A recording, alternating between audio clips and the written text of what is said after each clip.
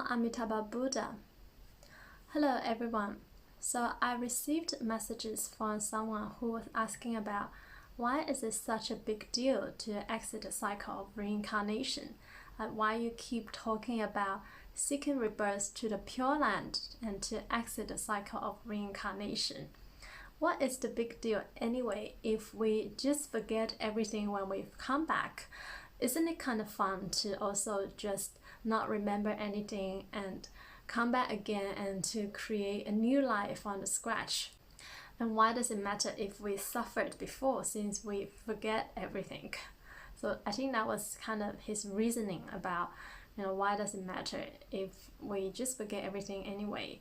Why do we care about exiting the cycle of reincarnation?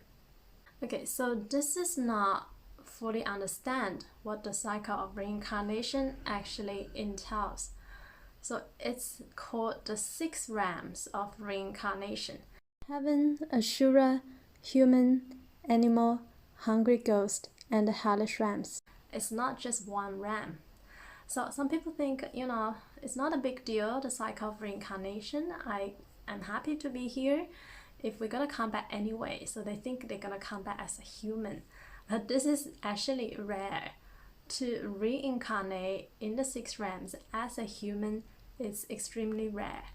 So in the Mahaparinirvana Sutra, the Buddha used a metaphor to illustrate how difficult it is to actually obtain rebirth as a human, and even rarer to encounter the Dharma.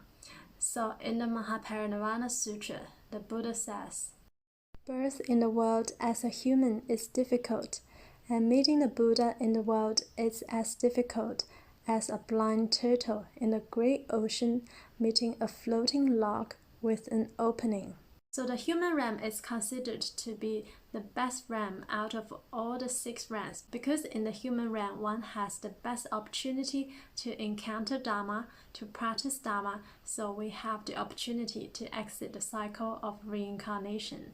If you don't mind being like a mouse, a snake, a pig in your next life, getting killed by human or being slaughtered for food by humans, then it probably doesn't matter for you to be in the cycle of reincarnation. If you don't mind being a ghost in your next life or ended up in the hellish realm to endure all those sufferings for countless lifetimes, then it probably also doesn't matter for you. So even ascending to heaven is not the end. One is still in the cycle of reincarnation, and for people who ascend to the heaven realm, there is a time that they have to fall down, and it's likely to the 3 evil paths. Why is that? Because they enjoy so much pleasures and desire up there in the heaven. It really aggregates their craving for pleasures.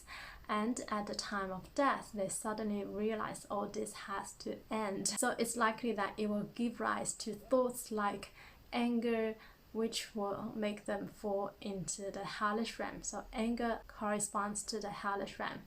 And one may be like, oh, I don't believe there are other sort of realms and dimensions out there. I think we will just come back as a human. Well, there are really people in this world with past life memories who remembered in their past lives they were a cow or a pig. Or I remember a reincarnation document I watched by this man. He had this extreme obsession in eating, in food. He really loves eating all the time. He just couldn't stop, and he couldn't even understand why he had this habit.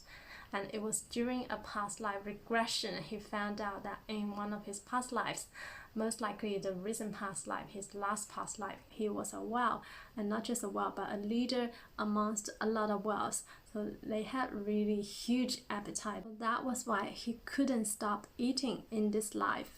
So we actually carry a lot of our attachments, separation, a lot of bad habits, bad karma with us when we reincarnate. And sometimes in our life, we encounter really unfavorable circumstances and we don't even know why. What kind of karma, what kind of deeds we have committed in the past that make us have to go through this kind of suffering. So in the cycle of reincarnation, the suffering is really endless. So I'm not even gonna talk about the sufferings down in the 3 lower realms because people may not believe, and the sufferings down there is really unspeakable. But if we just look at the human realms, how much suffering there is in this human realm, especially during this time we see in the news every day, how many people are dying, how many people are suffered due to various causes, and there are just so many tragedies in the world. And even for all the pleasures and happiness we experience in this human realm, it's all temporary, transient, and fleeting in nature. Because all is impermanent here, there is absolutely nothing you can grab hold of. So even if you are the richest person in the world, that you have everything, like say you have a perfect life, but eventually you still have to die. Death, sickness, illness, these are just inevitable suffering for all beings who are here. If we are being trapped in the cycle of reincarnation, it just means we have to keep repeating this painful process of death and rebirth and mundane existence again and again for countless lifetimes. It's a bit like a rat being trapped in a rat race. The suffering is ongoing. It will never end. It will only end until we exit the cycle of reincarnation. People like Arahants, Bodhisattvas, and the Buddhas, they have realized this truth, and they all successfully exited the cycle of reincarnation. And some people may be like, so where do they go after they exit the cycle of reincarnation? So they don't necessarily need to go anywhere. For instance, if we have an enlightened being here who maybe obtained Arahant, so he can be in the same space, same dimension with us, but he is no longer affected by all the phenomena. He is absolutely non-attached to any phenomena in this existence. So he is not affected, and even at the time of death. So there's no death actually. It's just the decay of this physical body. So they are free to choose where they want to go. They can be in different dimensions, in different worlds, or they can also remain in this world. But they are absolutely free to choose. However, for us ordinary beings, because we have not realized enlightenment yet, so when we are in the cycle of reincarnation, if we don't practice Amitabha recitation to seek rebirth to the Pure Land, then again we will just be back in the cycle of reincarnation in accordance to our karma. So it's also a bit like the frog in a deep well, that when we look up at the sky, we could only see the sky that is as big as the cover of the well. And we thought that was it, that was like the entire existence. We thought that was the norm. But whereas for beings who jump out of this cycle of reincarnation, they really jump out of this well and then they could see the entire sky. There are actually so many other worlds, other dimensions out there that are so much better than our world here, and there are beings who live without the need of suffering. There are beings who live with eternal peace and bliss. There are beings who can travel to all different worlds, different dimensions at ease, at will. They don't have to experience the suffering of old age, illness, sickness, and death, unlike in this world. So our Buddha nature is really infinite life and infinite light. We really don't have to experience this repetitive death all the time. So the higher level of enlightenment you are, the more travel range you have in different dimensions and in different worlds. For high levels of bodhisattvas like Kuan Yin and also Buddhas, they can really be everywhere all at once. They are totally free. They can be in the entire Dharma realm. So they realize the emptiness of the mind. They have realized the Dharmakaya, and the Dharmakaya is really everywhere. The Buddha nature is everywhere. So in the sutras, Buddha often used the moon as a parable for the Buddha nature, the Dharmakaya. So in the Mahaparinirvana Sutra, the Buddha says, "Good man, take for example the full moon appearing in its entirety, in every place among the cities, villages, and hamlets, the mountains, in the rivers or wells or ponds, and in containers of water. In all this its reflection appears. The Tathagata's real nature is like that of the moon, and so the essential body, the Dhammakaya, is an unarisen body. The nature of the Tathagata is really without any birth or death. It's for the sake of transforming sentient beings that he makes a show of being born or dying. So the Buddha often refers himself as the Tathagata, which means the one who thus comes, the one who really transcends all coming and going. So they can also choose to come back and help us, to show us as an ordinary being, like what Shakyamuni Buddha did, and to display things such as sickness and death.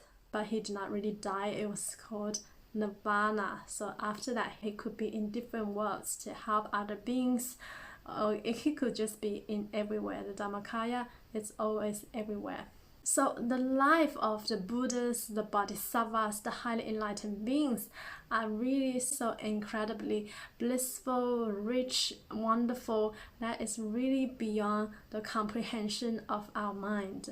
And that is why Shakyamuni Buddha really urged us to seek rebirth to the Pure Land, especially during this Dharma declining age. This is really the easiest method, easier path for us to exit the cycle of reincarnation without first obtaining enlightenment.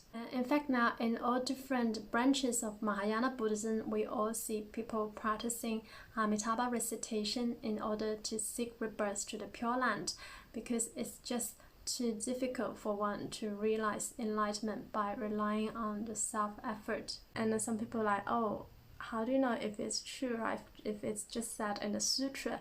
Well, first of all, Buddha is a completely enlightened being. Buddha will not lie to us. And secondly, we have really seen a lot of proof of successful rebirth cases of people who obtain rebirth to the Pure Land, have seen Amitabha Buddha, have seen the Pure Land. So there are countless of living proof and evidence that have shown this path is really genuine, is genuine teaching by the Buddha, and we should not even doubt about this. So for nearful practitioners, we should really try our best to exit the cycle of reincarnation in one lifetime. Since we already encountered this Dharma at this time, then there's really no reason for us not to exit the cycle of reincarnation in one lifetime. Although for the beings who hear the name of Amitabha Buddha, if one cannot exit the cycle of reincarnation for one lifetime, it also plants the seed for future liberation. However, the future, we just don't know how long it might be. It could also be, again, countless eons. Because being in the cycle of reincarnation is actually a highly risky business, because we just don't know which realm we might end up in our next lives. If we reincarnate as an animal, or end up in the ghost realm, or worse, in the hellish realm, then there's no way we will actually have the ability to comprehend the Dharma, let alone to practice it. So it's really tremendously important for nearful practitioners to cultivate our practice, to have deep faith and vow to cultivate good deeds, good karma, so to ensure that we will definitely obtain rebirth in one lifetime to Amitabha Buddha's Pure Land, and to be free from the cycle of reincarnation forever.